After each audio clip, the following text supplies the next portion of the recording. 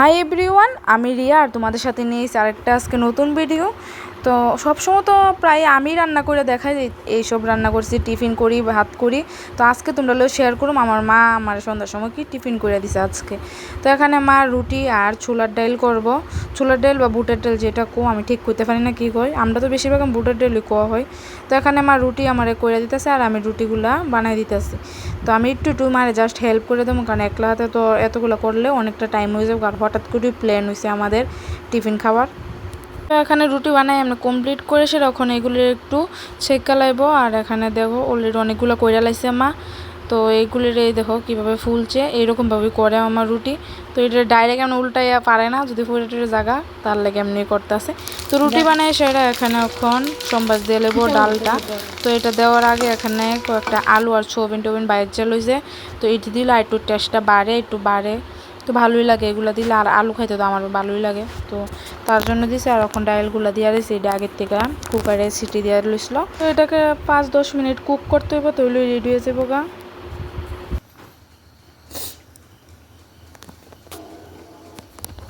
তো এখানে ছোলার ডাল রেডি আর রুটিও একদম রেডি হয়ে গেছে গা। আজকে সব টিফিন মা করছে, আমি জাস্ট একটু হেল্প করছি। আর এখানে আয়া বই আর অলরেডি তারা খাইতো বইয়া রয়েছে, দেখছো তো হে কেমন খারাপ। এটা সবাই দেখবো, কিন্তু সবাই দেখবো।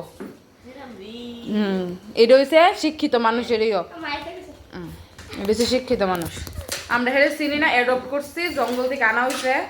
কোন থেকে আনছিলাম মা, কোন থেকে আনছো হেজে নিম তোর করে, কারণ আমরা ফ্যামিলি তেমন নাই। হ্যাঁ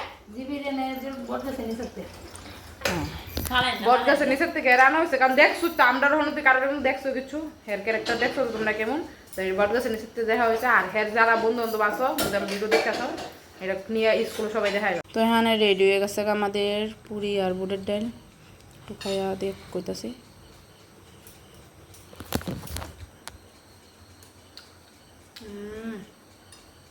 কেমন হয়েছে?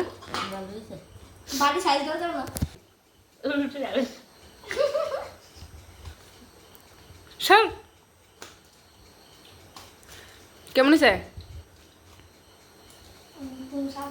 মা? বাটিটা লই ভরা।